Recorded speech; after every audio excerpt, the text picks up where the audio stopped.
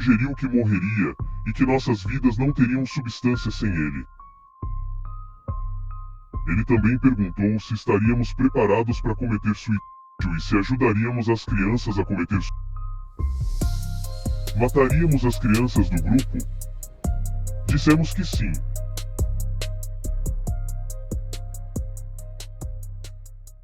Olá!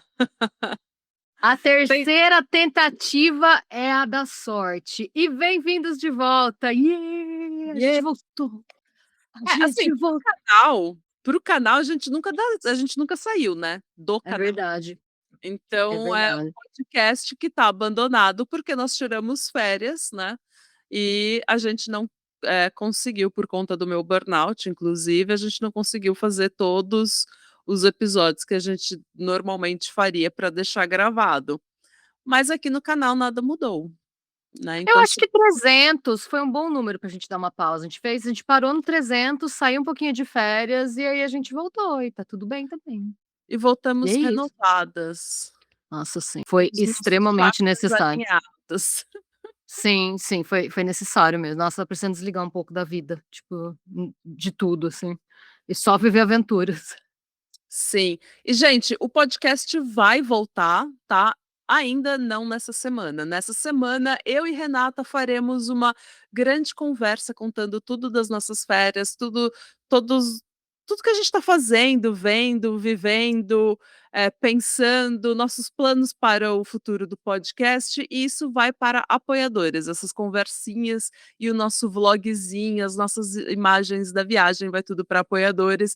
Então, se você ainda não é apoiador do Patra, essa é uma boa oportunidade para você se tornar. E se Sim, você essa é não a sua chance. e se você não tem como ajudar a gente, não tem como apoiar a gente nesse momento, ótimas notícias. Se inscrever no canal, dar like, comentar, ativar sininho, tudo isso é de graça e ajuda muita gente. Então, se você não puder ser apoiador, não tem problema, faz isso pela gente, para ajudar a gente a virar criadora de conteúdo em tempo integral. Sim, por favor, gente, se inscreve, curte, compartilha, comenta, por favor, porque quando vocês comentam, o YouTube entende que esse conteúdo é relevante e mostra ele para mais gente. Então, se vocês puderem Sim. fazer isso, a gente agradece super. Ai, e é isso, gente. Hoje é a Natália que vai contar uma história e eu tô super animada. Eu tô com uma saudade de ouvir histórias da Natália. Eu vou contar. Gente, tem um dos motivos, inclusive, pelo qual a gente vai começar essa volta das férias com uma conversa informal, é porque a gente quase não se falou nessas férias. A Nossa, gente faz ficou quase um mês que a gente não conversa. A gente não conversou direito, era só uma mensaginha aqui e ali: "Oi, tudo bem? Como é que tá?", uma fotinho aqui e ali, mas a gente tirou férias e estava envolvida com outras coisas e tá tudo bem. E eu sofri muito, mas superei isso. Ah, eu sofri também, foi difícil. Sobrevivemos à ausência, Sim, foi difícil. mas eu acho que para voltar a gente precisa voltar com, né, um pouco de leveza, não uma coisa tão pesada, porque vocês sabem que a Natália do pesadão já tá martelando na minha cabeça, querendo trazer o pior dos piores, mas eu achei melhor começar com uma coisa mais leve. E hoje a gente vai falar sobre o The Pod. Não sei Mas nem o não que é. podcast, não um podcast. O The Pod era uma pequena seita australiana da década de 90. Gente, The Pod não tem nada a ver com podcast, é apenas uma seita. Era apenas uma seita. Eu comecei a entrar numa vibe de seitas australianas, porque eu não sei o que acontece na Austrália, não sei o que que tem na água da Austrália, que tem muita seita lá. E tem umas seitas muito interessantes, muito assim, New Passada. Age, umas coisas muito. É muito estranho. Assim, acho que depois dos Estados Unidos, é o país que eu mais ouço falar de seita é a Austrália. Não sei se isso se reflete em números ou se é só uma percepção minha, mas é muita seita. E você sabe o que isso me fez pensar agora que você falou isso? Você lembra que teve aquele caso que você fez baseado naquele documentário Teacher's Pet? Uhum. Você lembra que o cara, gente, tô dando spoiler, tá? É um episódio antigo. Se vocês quiserem ver, a gente vai colocar o link aqui embaixo. Foi um app normal, não foi um vídeo, mas eu lembro que. Vou dar spoiler, desculpa. É isso. E vai acontecer. Lembra que o cara, ele disse que a esposa tinha se juntado a uma seita australiana? Foi na Austrália esse caso. Sim. E Sim. ele agora faz muito mais sentido, aparentemente é algo que acontece com muita frequência, se existem muitas seitas New Age e vibes, então É, foi por isso que ele meteu, porque quando você falou isso no app, a gente ficou tipo: "Nossa gente, ué". uma seita que randômico, né. Ela acordou, segundo ele, catou tudo e foi embora, e ele falou que ela foi embora pra uma seita e a gente ficou: "Ué, agora Faz faz sentido. sentido". Eu acho que na Austrália tem muita natureza, muita, sabe, gente que surfa, que cuida do corpo, então eu acho que acaba virando que anda na natureza, então eu acho que acaba virando uma coisa meio espiritual para eles. Mas então, vamos começar então, eu tô lendo sobre a família, The Family, que é uma seita australiana pesadíssima, É que mas deixa eu eu falar, falei daí eu falei: "Essa aí ainda não dá pra gente, não é o momento. não é o momento, vamos começar com algo mais leve". Então vamos falar dessa pequena, porém perigosa seita da década de 90, gente. Eu não achei muitas coisas sobre essa seita, tá. Ela virou tema de um episódio no 60 Minutes Australia, que mora no meu coração, eu adoro esse programa, principalmente a versão australiana, eu acho que é 1000 vezes superior do que a versão, americana. Eu pesquisei muito 60 Minutes pra um outro roteiro que eu tô fazendo, que depois um dia daqui a pouco vai sair, gente, que é o dos cogumelos envenenados, e Hum. o 60 Minutes Australia, ele tem toda uma estética própria, né, ele é muito peculiar, ele tem a esté sei lá, é uma coi é muito anos 90. O 60 Minutes Australia são os anos 90, num E programa de entrevista. o estilo de conversa é muito diferente, porque nos Estados Unidos, assim como no Brasil, os jornalistas confrontam menos. E os jornalistas australianos, eles não estão nem aí, eles já falam: "É verdade que tu vai matar não sei o quê?" Daí você fala: "Meu Deus", eles vão jogando na lata, assim, eles encurralam a pessoa de uma forma que ela fica realmente desconfortável e tem que falar. Então eu gosto muito. É uma vibe. Então hoje a gente vai falar do Stuart Walker. Um homem que nasceu na Uganda, filho de uma mãe australiana e um pai britânico que trabalhava no Quênia. O Stuart passou os primeiros 8 anos da vida dele na África, mas voltou com a família a Adelaide, de onde a mãe dele era. Em 88, ele estudou rebirthing, ou renascimento. Você já ouviu falar disso?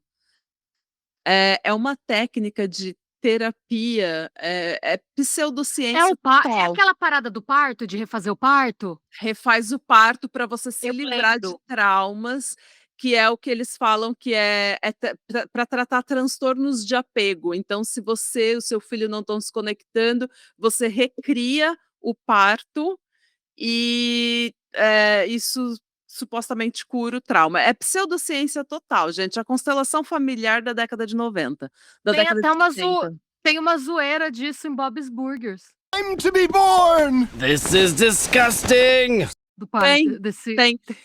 Tem uma menina, a Candace Newmaker, ela tá na minha lista já faz muito tempo para falar disso.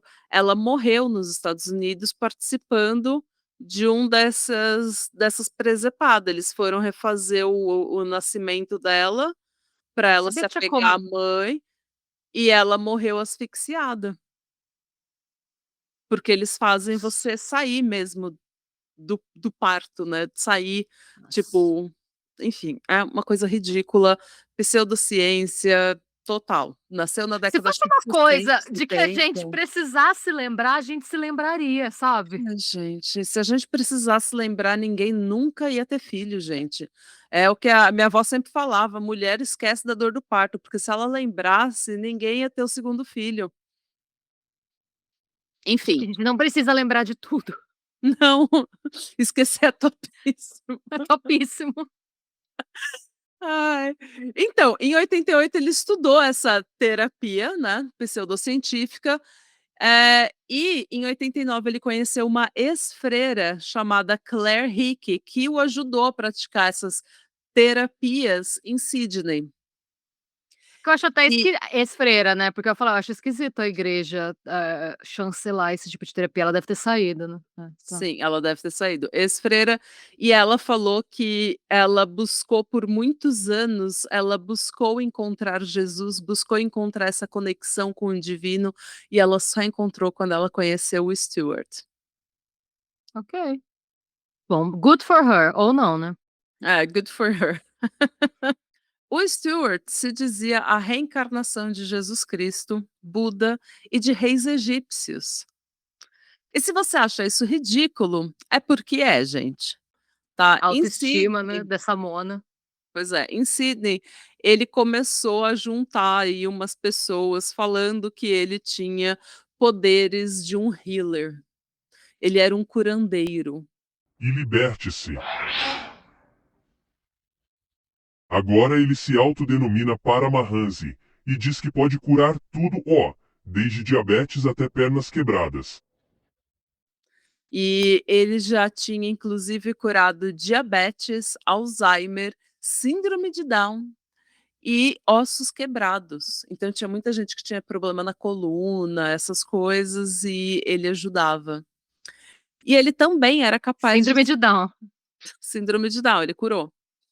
E ele também era capaz de se comunicar com alguns animais, algo que eu vou falar um pouco mais para frente.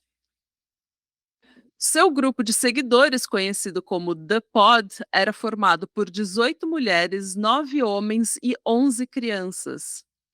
E estes seguidores acreditavam piamente no poder divino do Stuart, seguiam todos os seus ensinamentos e, claro, entregavam quantias enormes de dinheiro, 10% de todos os seus ganhos, para ser mais específico, para o tal profeta.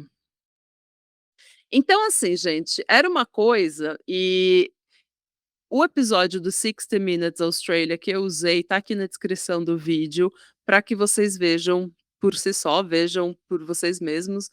É uma coisa meio bizarra. Os seguidores, eles falam, Renata, eles olham para ele assim, ó, como se ele fosse a reencarnação mesmo de Jesus, como se você estivesse vendo o homem mais belo, mais maravilhoso, mais sábio, que só a presença dele, só estar na presença dele já é uma coisa divina.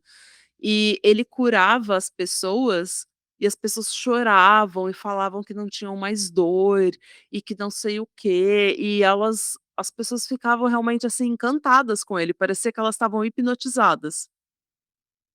E isso se transferia para as crianças também, as crianças chorando, falando de como ele tinha curado elas, de como elas queriam ser boas, e umas coisas assim, ó, lavagem cerebral nível avançado. Nível Rasputin. Sim. Alguns membros do pod moravam numa casa junto com o Stuart, e eles trabalhavam limpando as casas de pessoas ricas da redondeza, e todo o dinheiro, né, 10% dos ganhos aí, ou um pouco mais, ficava para o Stuart. Essa seita já foi zoada em Seinfeld. Sunshine carpet cleaners. Yeah, you heard of them? They're a crazy religious cult. The carpet cleaning is just a means for them to get into your apartment. So for a $25 cleaning, I can listen to some pointless blather. I do it. I'm not even getting the cleaning. Só que em Nova York tem uns caras limpando a casa das pessoas ricas. Ah, sim! Vai saber se Não. era dessa que eles estavam falando, porque foi em 95, mas não, o Seinfeld terminou em 95, 96? 96. Ah, então, pode ser. Porque é a série que o George Costanza tenta entrar na seita, eles limpam as casas de gente influente, e cobram super barato. Uhum. E aí ele tenta ser membro e não consegue, a seita não tenta recrutar ele. A seita não quer o George. Não. Nossa, gente. E assim, ele morava nessa época, ele morava numa casa de frente para o mar que custava $750 por semana. Naquela época era muito. Naquela época, a gente tá falando de 1995. Era uma casa muito grande. Era uma casa muito grande e de frente para o mar, numa comunidade rica. Ele também cobrava $150 por sessões individuais, one on one, né, que duravam meia hora, e mais $50 por cada meia hora extra. Então uma sessão, se ela se estendesse por 2 horas e meia, ia custar $250. Isso por quê? Porque ele ficava lá E eu tenho a impressão de que ele fazia de tudo para que essas sessões se estendessem o máximo possível. Ele Claro, né. ele ficava questionando, questionando, questionando os seguidores, querendo tirar cada segredo, cada pensamento deles, porque eles estavam explorando quem eles eram nas vidas passadas. Um dos seguidores, inclusive, para um dos seguidores, ele chegou a falar que, o seguidor já tinha andado com ele quando ele era Cristo, quando ele andava pela terra como Cristo. Então eles se conheciam de vidas passadas. Ai, Jurandir. E assim, gente, essa mansão de $750 por semana, carros conversíveis, jantar em restaurantes badalados e um vício em cigarro, álcool e drogas, era tudo sustentado pelos membros do pod, né, pelos membros da seita, seus seguidores fiéis que faziam absolutamente tudo para ele, porque achavam que ele era um ser iluminado, divino, reencarnação de Cristo, Buda e reis egípcios e o caralho a 4. Uma coisa engraçada é que ele falava que ele não gostava de fumar, ele fumava porque um monge tibetano tinha instruído ele a fumar. E Como fumava se por isso obrigação. sim, Força, guerreiro. sim, eu faço o mesmo, gente, sabe, eu fazia da mesma forma, tanto que eu só parei quando um outro monge tibetano mandou eu parar. Uma Tor. Sim, é difícil, né, difícil você conseguir conciliar os seus verdadeiros desejos com o que os monges tibetanos te mandam fazer, né. Exato, inclusive a coquinha, gente, a coquinha geladinha eu só tomo, eu nem gosto, só tomo porque os monges querem. Deixa aqui nos comentários o que que você faz que os monges tibetanos te mandaram fazer, É que você verdade. O que não que você gosta. faz que você não gosta, que você não faria se pudesse escolher, mas que você faz porque os monges tibetanos mandaram? Exato. Que eu acho que todo mundo tem uma coisinha que faz, né, por causa dos monges tibetanos. Sim, sim, como não? Ai, Ai, gente. gente. A namorada dele na época, a médica Brigitte Zogelmeyer, ela foi investigada e teve que depor perante o Tribunal Médico de New South Wales, acusada de fornecer ao Stewart dolantina, morfina e ketamina. Isso tudo para o homem que ela descreve como um gênio, a única pessoa capaz de levá-la a níveis que nenhum outro ser humano tinha ido. E qual monge tibetano mandou ele usar ketamina? Não sei, esse daí eu não sei. E daí você fala: "Nossa, Natália, mas, a maioria dessas pessoas eram mulheres, dos seguidores dele eram mulheres, e ele tem aí uma médica como namorada, que é seguidora e que tá literalmente colocando a carreira dela, a pra perda, né, colocando a carreira dela em risco por causa desse homem. Então esse homem, ele deve ser um homem, assim, muito bonito, uma coisa muito e é claro que não, gente, é claro que ele é um Jurandir. Na verdade, Nunca é uma pessoa assim. ele pa sabe, não mas diz, no 60 Minutes eles mostram inclusive, fotos antigas dele quando ele começou a estudar rebirthing, aquela coisa toda, quando ele tinha recém se mudado para Sydney, e ele era um homem muito mais bonito. É que quando ele já aparece na matéria do 60 Minutes, ele já usou tanto álcool e ketamina e cigarro, que É. ele tá parecendo um bugiozinho, tadinho.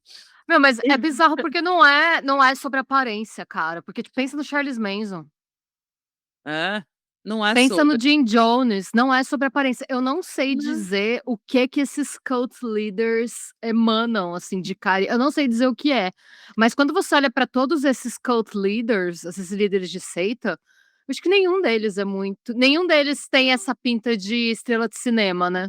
Não, é tudo você ganha, eu acho que as pessoas, porque realmente você consegue pegar uma pessoa no estado mais vulnerável dela e pegar eles leem o que que é que você precisa. Eu acho que é isso Você mesmo. Acho precisa que é de o único. atenção, você tá É. com um trauma por causa do seu pai, da sua mãe, o que que você precisa? Onde é que eu vou pegar, o que que eu vou falar para te pegar bem onde dói, bem no seu calcanhar de Aquiles, que é para Hã, fazer você gostar de mim e achar que eu tenho uma informação privilegiada ou que eu te vejo. Essa é a hã. coisa, porque você fala com essas pessoas, parece que só tem você naquele lugar. Elas fazem você se sentir vista, Vi entendida. eu acho que o único, líder de seita que, tipo, é mais padrão, assim, falando de aparência física é o Jared Leto, né. É. Você ouviu aqui primeiro, quando saíram as notícias dele, a gente já tinha falado dele há 3 anos já, que Já eu há muito estava tempo. só demorou Já tinha pra sair, demorou. E a gente já tinha tomado um hate ferrenho por causa das seguidoras dele. O povo É. o povo morando em Osasco defendendo o Jared Leto na ilha dele com as meninas de 17 anos, mas tudo A bem, gente falou que ia dar merda. né. Mas então, uma coisa importante de dizer, né, também sobre aí o carisma do Stewart, é que ele falava, para quem quisesse ouvir, que ele também tinha aumentado o tamanho e a grossura do seu pênis pelos seus poderes divinos. Então ele tinha, assim, muito carisma. As id Mas não foi isso que convenceu a Brigitte e tantas outras, gente. Segundo ela, o Stuart Walker a trouxe de volta do mundo dos mortos depois que ela caiu de uma varanda. Ela teria morrido e ele teria, com seus poderes divinos, ressuscitado ela.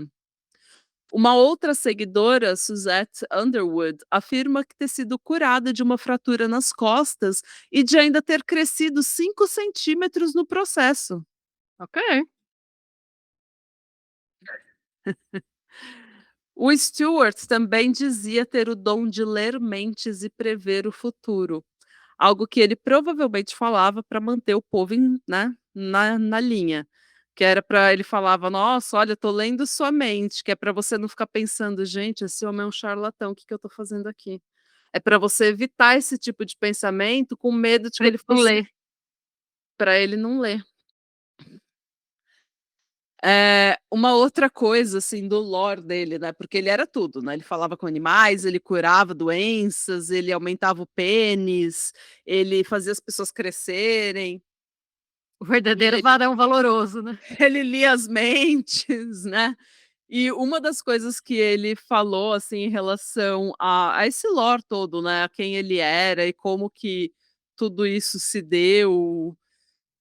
O Stuart afirmava que com 3 anos, enquanto ele morava ainda na África, a família dele tinha muitos criados e muitas babás. E uma dessas babás o levou até um vilarejo Maasai, que é um grupo indígena do Quênia, em Kampala, capital da Uganda. E lá ele teria visto um feiticeiro, né, desse povo, abrir o peito da babá e arrancar o coração da mulher. O feiticeiro teria então esfregado a cara do pequeno Stuart no sangue, fazendo com que ele se engasgasse. Ele foi então sodomizado pelo feiticeiro antes de ser devolvido à sua casa. E essa memória teria ficado reprimida no Stuart por todos aqueles anos, até que ele, trilouco de ketamina, recuperou essa memória e viu quem ele era realmente. Viu tudo o que tinha acontecido com ele. Um detalhe, né? Não há vilas Maasai em Kampala, tá. Então esse É, negócio não, de a história não faz sentido nenhum, porque, assim, se a babá que levou ele lá, como que vai levar ele de volta pra casa? O xamã abusador sabia o endereço dele e deixou ele em casa. Levou a testemunha pra ele poder limpo, falar. Limpo. lavou ele não tinha nenhum sinal de ter sido abusado e a família dele só falou: "Ah, normal, criança de 3 anos". É, tá bom, Sim, tá tudo fazendo muito, se você não pensa muito a respeito, tá fazendo sentido total. é. Bom, gente, a gente tá falando isso tudo em tom de piada, porque a história toda é ridícula, a É, história toda é não faz sentido. abusiva, é absurda, né.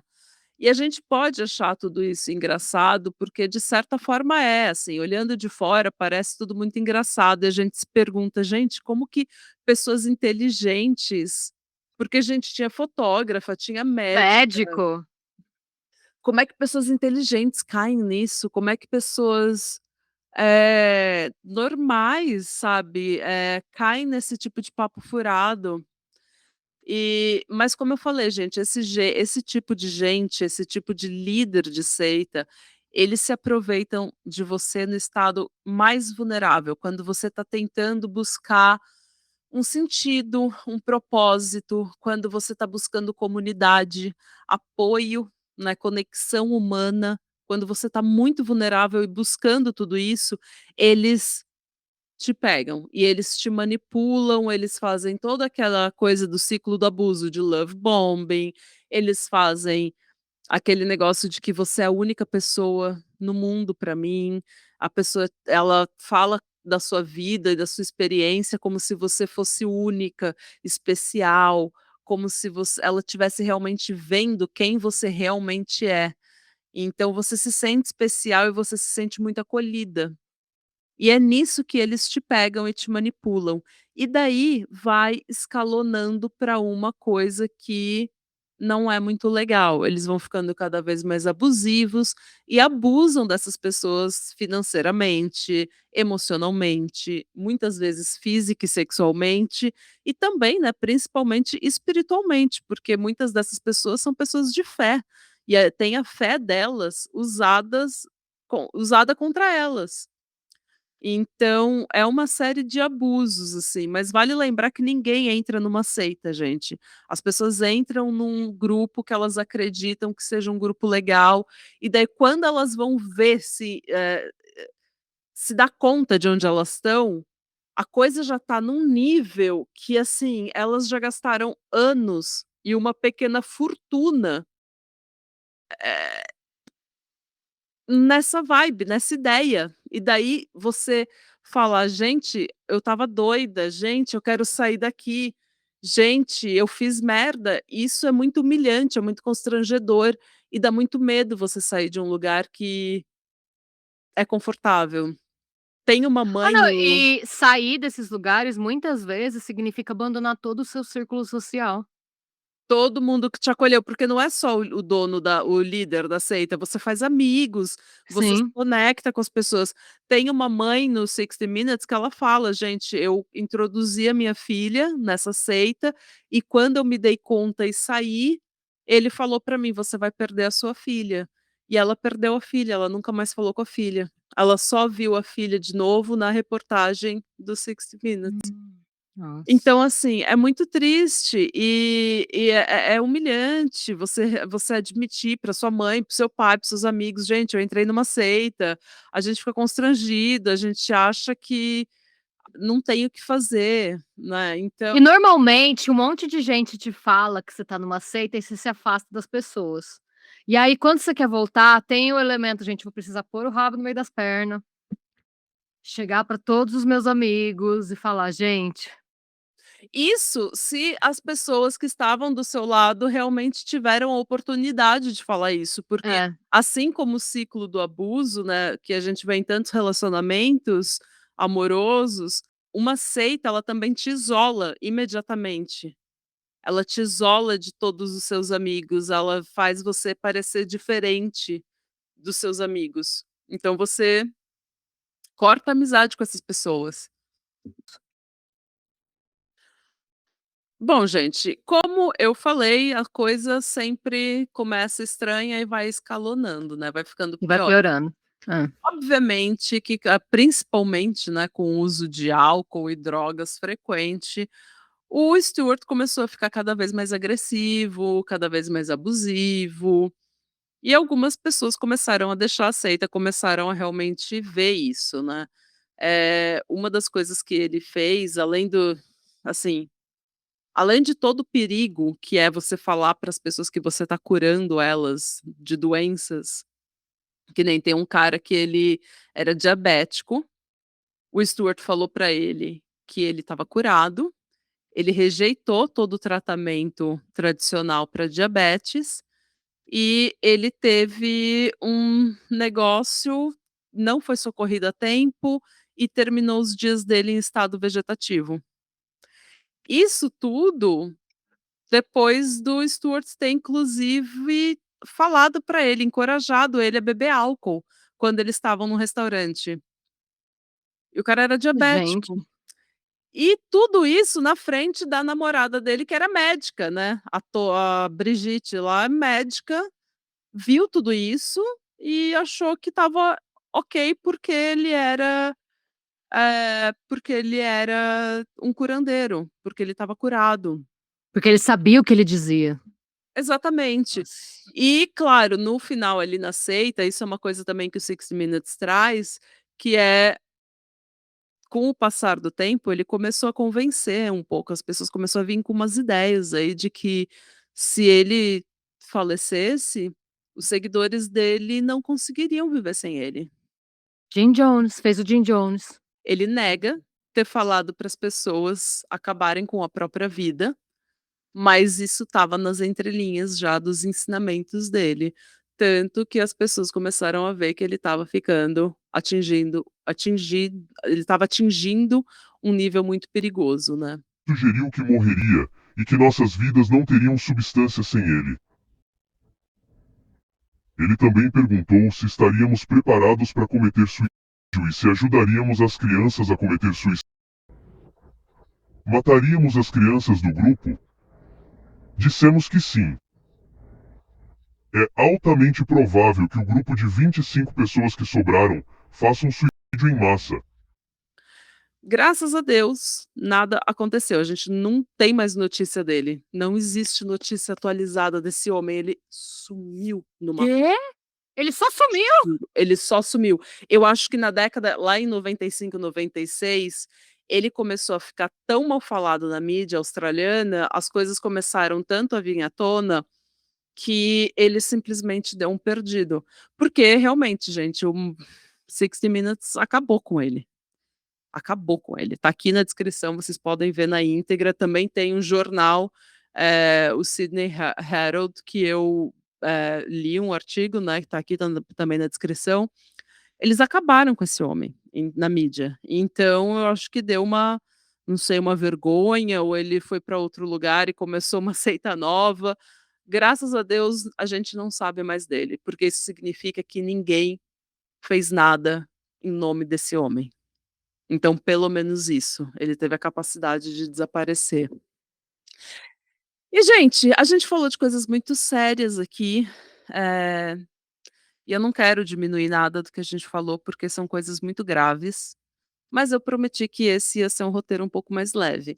Então, para a gente começar a semana de uma forma um pouco mais leve, eu vou pedir para você, Renata, ver agora e colocar aí para os nossos espectadores, né, para quem está nos vendo, o vídeo do que eu te mandei, que é o Stewart falando com as baleias. Not just eccentric. Walker likes to talk to whales, which is what he's doing here. Dá pra ouvir ele falando com as baleias? Ele fica Gente, até o tom do 60 Minutes é de mockumentary. sim. That's what he's doing here. Ai, gente, e é isso, gente, essa é a história do Stewart Walker e o seu pequeno sua pequena seita, The Pod. Nossa, eu tô chocada. É todo dia uma seita nova. Eu acho que todo dia eu consigo me surpreender. Gente,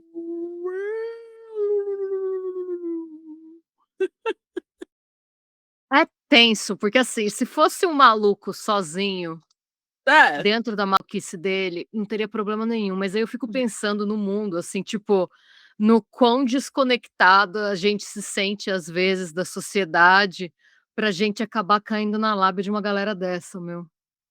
então, Porque se olha esse vídeo, tipo, a gente que tá vendo de fora, é uma coisa ridícula, mas pensa que ele era sustentado pelos 10% dos salários de algumas dezenas de pessoas. não, e ele ia com alguns seguidores em viagens para o Alasca, para outros países, para falar com as baleias, Tudo bancado por eles, né. para falar com as baleias, Renata. Eu imagino as baleias. Ai, gente. As ba as baleias passando assim, ó. perto Ai, que é dele. esse homem? Eu Não só quero fala viver minha comigo, vida de mano. baleia, sabe, eu só quero viver minha vidinha. Já não chega tudo que a gente passa na mão de caçador, ainda tô fazendo isso. Ai, gente, é isso. É isso que eu tenho pra hoje, gente. Eu espero que vocês tenham gostado dessa história. Adorei.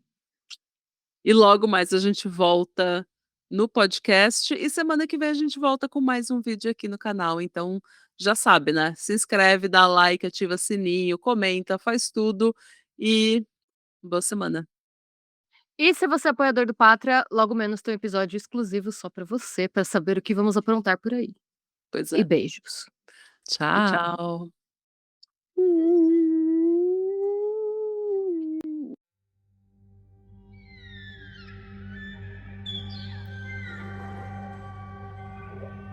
Where the path gives way to moss and stone, don't you stray too far alone. Where the ancient branches twist and groan, something waits you've never known. Billy went to fetch the pail, followed whispers on the trail, left his jacket on a nail just beyond the shadow veil. Now the sun hangs low and red, empty is his little bed. All the trees have taken one again. Hear the sorrow on the wind's refrain. He wears a crown of stick and bone on a mossy forgotten throne.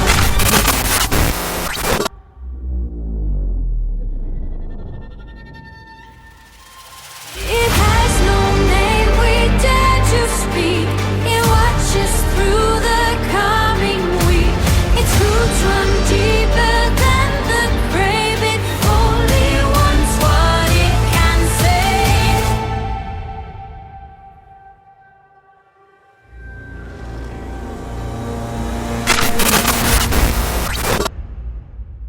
Don't you stray. Don't you stray. It's sweet.